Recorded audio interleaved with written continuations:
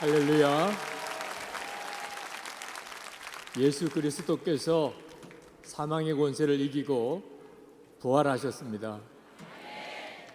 그뿐만 아니고 부활하신 주님은 지금 모든 그리스도인들 안에 와 계십니다. 우리 대구와 경산의 모든 그리스도인들이 바로 이 부활하신 예수 그리스도의 증인들이 되시기를 축복합니다. 몇 년 전에 중앙일간지의 어느 종교 담당 기자가 부활절을 앞두고 인터뷰를 하러 왔었습니다. 그분이 여러 가지 부활절에 대하여 인터뷰를 하신 다음에 마지막으로 그런 질문을 하셨습니다. 목사님, 솔직히 말씀을 드리면 예수님을 믿지 않는 많은 사람들은 여전히 예수님의 부활에 대하여 믿어지지 않습니다. 그 사람들에게 예수님이 정말 부활하셨다는 것을 어떻게 설명할 수 있겠습니까? 그런 질문을 저에게 하셨습니다. 여러분, 이것은 지금 현재 예수님을 믿지 않는 많은 사람들에게 우리 예수님을 믿고 예수님의 부활을 믿는 우리들이 대답을 해야 될 질문입니다. 여러분들은 그 질문에 대하여 어떤 대답이 준비되어 있으십니까? 예수님 부활은 안 믿는 것이 더 어려울 정도로 그 증거가 너무 분명하고 많습니다. 예수님 당시 때 예수님의 무덤은 비어 있었습니다.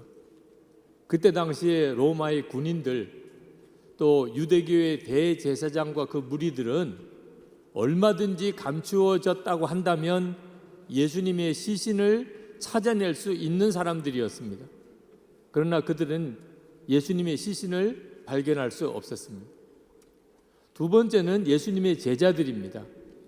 예수님의 제자들이 십자가에 예수님이 죽으시고 사실은 다 도망갔었습니다. 그들이 예수님의 부활을 한결같이 증거하고 심지어 다 순교하기까지 그들은 예수님의 부활에 대한 확신을 버리지 않았습니다. 또 초대교회의 부흥입니다. 로마와 유대교에서 무자비하게 박해를 하던 그때 그 상황에 초대교회는 점점 더 부흥을 했습니다. 그리고 성경이 기록될 그 당시에 예수님의 부활을 실제로 목격한 사람들이 많아도 너무 많았습니다. 누구든지 정직하게 예수님의 부활이 진짜 사실인지 아닌지를 연구한다면 그 예수님의 부활을 믿을 증거는 사실 너무나 많습니다. 그런데도 세상 사람들은 예수님의 부활에 대하여 믿으려고 하지를 않습니다. 지금 우리가 살고 있는 지금 이 시대에 우리는 오늘 예수님의 부활을 기뻐하고 또 예배하려고 이렇게 연합해서 모였지만 세상 사람들의 관심은 참 싸늘합니다. 그래도 성탄절은 세상에서도 함께 기뻐하는 신용이라도 냅니다. 그러나 부활절은 전혀 관심이 없습니다. 자, 도대체 세상 사람들에게 예수님이 부활하신 것이 정말 사실이라고 하는 것을 어떻게 우리가 설명할 수 있겠습니까? 확실한 증거가 있습니다. 바로 저와 예수님의 부활을 믿는 여러분들입니다. 우리 자신이 예수님이 부활하셨다는 부인할 수 없는 증거입니다. 그것은 예수님은 2000년 전에 사망의 권세를 이기고 부활하셨을 뿐만 아니고 모든 예수 믿는 성도들 안에 주님이 임하셨기 때문에 우리 안에 부활의 주님이 계신 것입니다. 그러므로 우리 자신이 바로 예수님이 부활하셨다는 가장 확실한 증거가 되는 것입니다. 여러분, 레나 마리아라고 하는 세계적인 가스펠 싱어를 아실 것입니다. 레나 마리아는 중증 장애인입니다. 그는 두 팔이 없습니다. 왼쪽 다리가 한 30cm 정도밖에 안 됩니다. 온전한 사지라고는 오른쪽 다리 하나뿐에 없습니다. 그런 그 자매가 하나님을 찬양하고 부활의 주님을 찬양합니다. 그가 어릴 때 학교에 다닐 때 참 외로웠습니다. 아무도 그의 친구가 되어주려고 하지 않았기 때문에 낙심하고 외로워하는 레나 마리아에게 그 어머니가 이야기를 해주었습니다.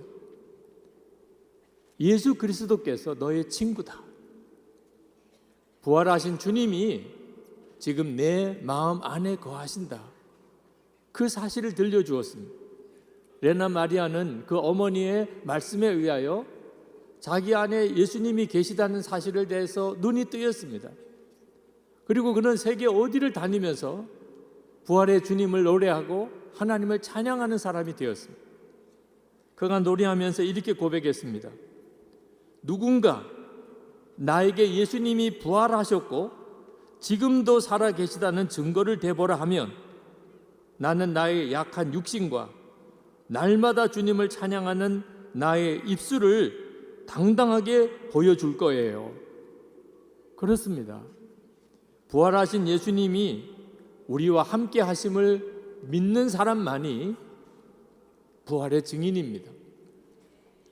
초대교회 당시 집권 세력들은 기독교가 예수 믿는 사람들을 잡아 가두고 고문하고 죽이면 어느 순간에 다 사라져 버릴 것이라고 생각했습니다.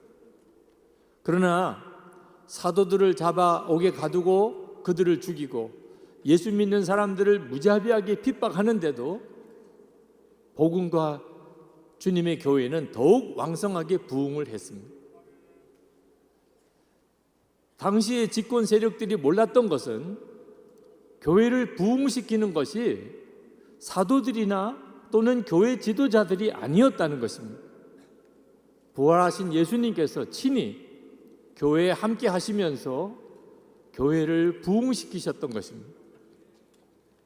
오순절 성령 강림 사건 이후에 베드로와 120문도들은 성령을 받았습니다. 그리고 베드로는 담대하게 부활의 주님을 증거했습니다. 성전 미문에 나면서 걷지 못하던 사람을, 구걸하던 사람을 베드로가 나사렛 예수의 이름으로 일으키셨습니다. 그때 베드로는 나면서 걷지 못한 사람들이 일어나는 기적이 초점이 아니었습니다. 베드로가 정말 사람들에게 보여주고 싶었던 것은 부활하신 예수님이 지금 바로 그 시간에 나면서 걷지 못하던 그 거린을 일으키셨다는 사실을 증거하고 싶었던 것입니다. 나면서 걷지 못하던 사람이 일어나서 뛰고 하나님을 찬양하니까 사람들이 베드로에게 몰려들었습니다. 그때 베드로는 자기에게 몰려드는 사람들을 향하여 소리쳤습니다.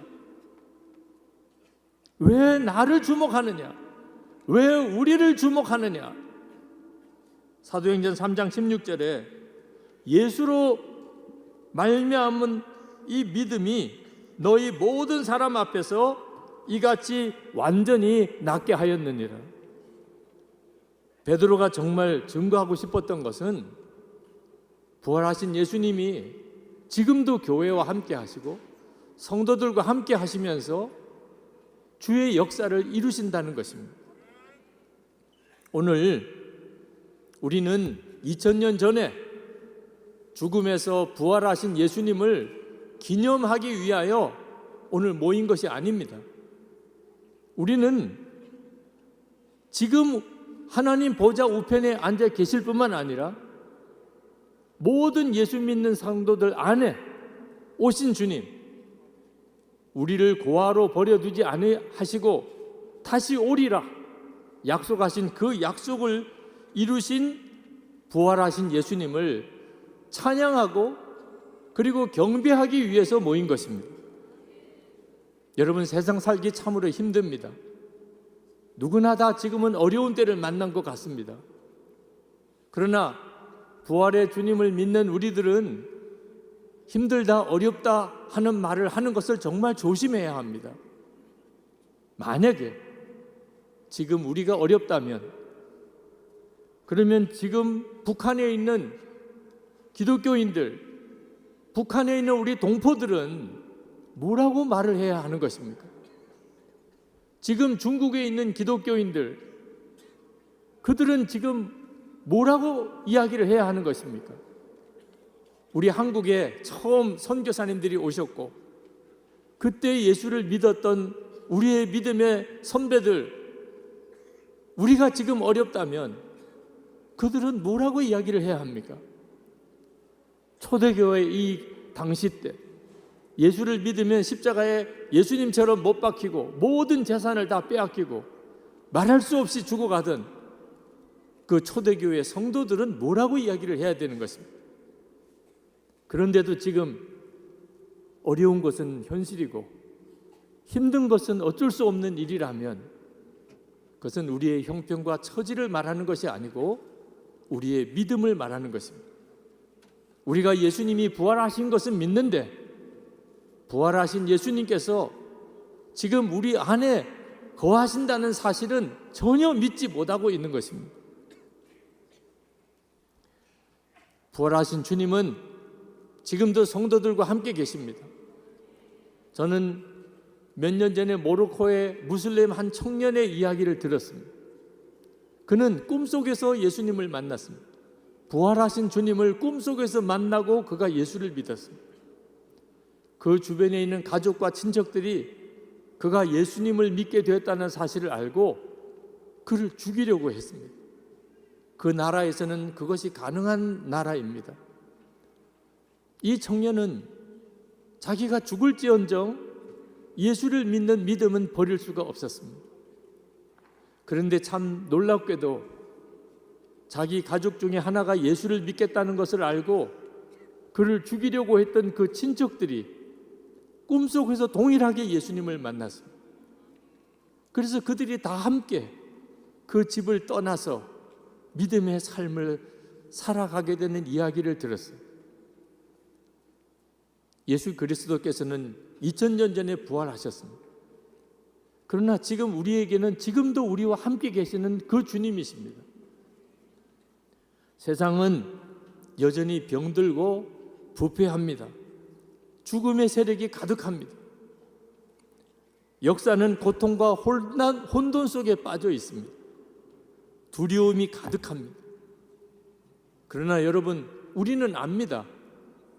이 고통이 많고 혼란스러운 이 세상과 역사 한가운데 부활하신 주님도 같이 계시다는 것입니다. 마태복음 28장 20절에 내가 세상 끝날까지 너희와 항상 함께 있으리라. 아멘입니다. 이 사실이 진짜 믿어지는 사람이 부활의 증인입니다. 18세기 영국에는 웨슬레 목사님을 통하여 영적 대각성 운동이 일어났습니다. 그때 성도들은 매주 가정에서 모여서 모임을 가졌습니다. 그때마다 그들은 서로의 신앙을 점검해 주는 시간을 가졌습니다. 그것은 질문하고 대답하는 것입니다. 이번 주간에 당신의 마음에 주님이 계신 것이 얼마나 실감되었습니까? 당신의 삶에서 주님의 임재가 정말 느껴지십니까? 당신에게 사랑을 베푸시는 하나님이 이번 한 주간 동안 체험이 되었습니까? 주님은 말씀을 통하여 당신에게 무엇을 도전하십니까? 그들은 매주 모여서 이 질문을 하고 그 질문에 대한 자신의 대답을 했습니다. 다시 말하면 그때 당시에 일어난 영적 각성의 핵심은 부활하신 주님이 그들과 함께 계셨던 바로 그 역사였던 것입니다. 여러분, 이제 올 9월에 우리 한국에는 엄청난 영적인 사건이 벌어집니다. 4차 로잔 대회가 한국에서 열리게 됩니다. 인천 송도에서 열립니다. 전 세계 222개 국가에서 복음주의 교회에 5천 명이 넘는 대표들이 한국을 찾아오게 됩니다. 여러분, 이 일을 향한 하나님의 계획이 무엇이겠습니까? 로잔 대회 자체를 향한 계획도 있을 겁니다. 그러나 로잔 대회가 한국에서 열리게 하신 하나님의 뜻이 한국 교회에 무엇이겠느냐 하는 것입니다. 지금 현재의 한국 교회를 보여주시려고 전 세계에 있는 모든 나라의 복음주의 교회의 대표들에게 지금 현재의 한국 교회의 모습을 보여주시려고 한국을 방문하게 하셨겠습니까? 아니면 한국 교회에 다시 영적 각성이 일어나는, 한국 교회가 영적으로 다시 회복되는 부활의 능력으로 다시 일어나는 것을 보여주시려고 전 세계의 복음주의권 대표들이 한국에 오게 하셨겠습니까? 너무나 당연한 일입니다. 하나님은 올해 한국교회에 영적 각성을 일으키기를 원하십니다. 그 영적 각성은 우리 모든 성도들이 부활의 주님이 나와 함께 계시다는 사실에 대한 분명한 믿음을 가지게 되는 것입니다. 부활의 주님을 바라보는 눈이 뜨이는 것입니다. 그 부활의 주님과 함께 가정에서 살고 교회에서 모이고 그리고 우리가 일하는 일터로 세상으로 나가는 것입니다. 1940년입니다. 미국의 한 신학생이 교수님의 인솔로 영국의 종교개혁 유적지 탐방을 갔습니다. 그 일정 중에 존 웨슬리의 생가 방문이 있었습니다. 그 신학생이 웨슬리의 침실에 갔습니다. 거기에서 그는 아주 인상적인 모습을 하나 보았습니다. 그 침대 앞에 카펫이 있는데 2개의 움푹 패인 자국이 있는 것을 보았습니다. 웨슬리 목사님이 늘 매일 무릎을 꿇고 간절히 기도했던 바로 그 자리였습니다. 그 신학생은 그 모습에 너무 감동을 받았습니다. 다른 일행들은 그것을 보고 똑같은 감동을 받았지만 또 다른 방을 보러 갔습니다. 그러나 이 신학생은 그 방을 떠날 수가 없었습니다. 그 카펫에 무릎을 꿇었습니다. 그리고 하나님께 기도했습니다. Do it again, Lord. Do it again. 하나님 다시 역사해 주세요.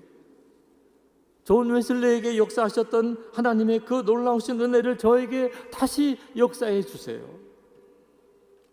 인솔하던 교수가 웨슬리 생가를 다 방문하고 나오는데 학생이 하나 없는 것을 보았습니다. 그래서 그 학생을 찾으려고 여러 방을 돌아보았습니다. 그러다가 웨슬리 침실을 가보았습니다.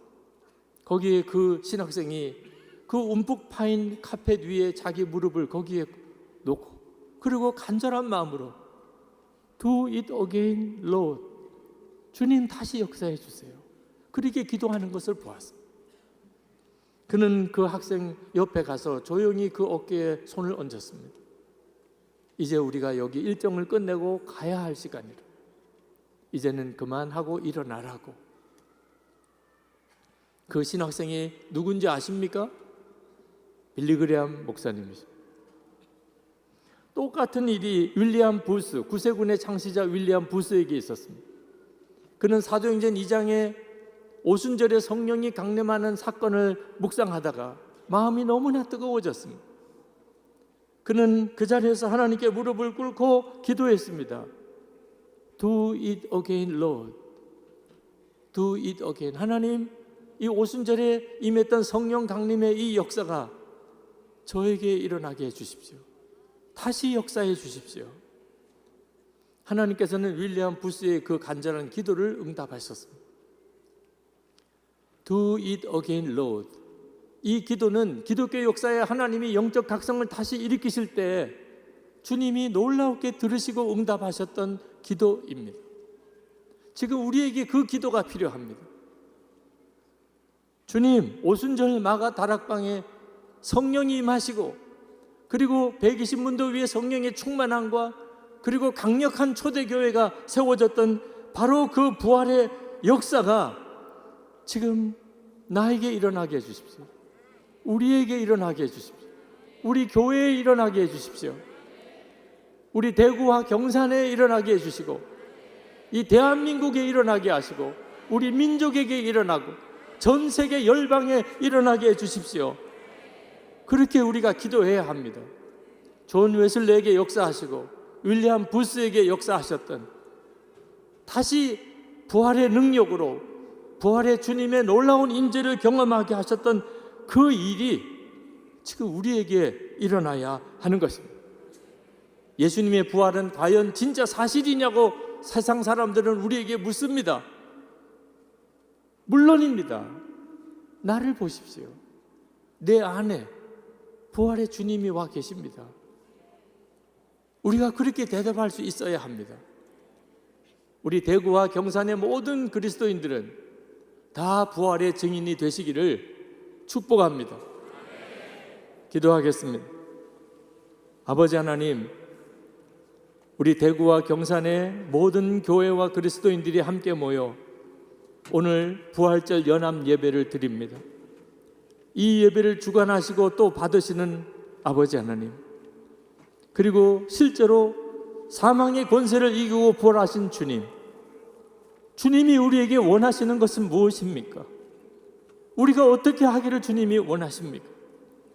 우리는 예수님께서 사망의 권세를 이기고 부활하셨음을 정말 믿습니다. 그러나 우리 주위에는 이 사실을 전혀 알지 못하고 믿으려고 하지 않은 이들이 너무나 많습니다. 주님, 우리에게 다시 역사해 주옵소서. 우리 안에 부활의 주님이 임하신 것을 세상 모든 사람들이 알게 하소서. 우리의 가족과 주변에 있는 친지와 모든 친구들, 이웃들에게, 우리가 사는 이 세상에, 이 나라에, 우리 민족에 하나님, 우리를 통하여 다시 한번 부활의 능력이, 살아계신 부활하신 주님의 역사가 일어나게 하옵소서. 주 예수 그리스도 이름으로 간절히 기도합나이다. 아멘.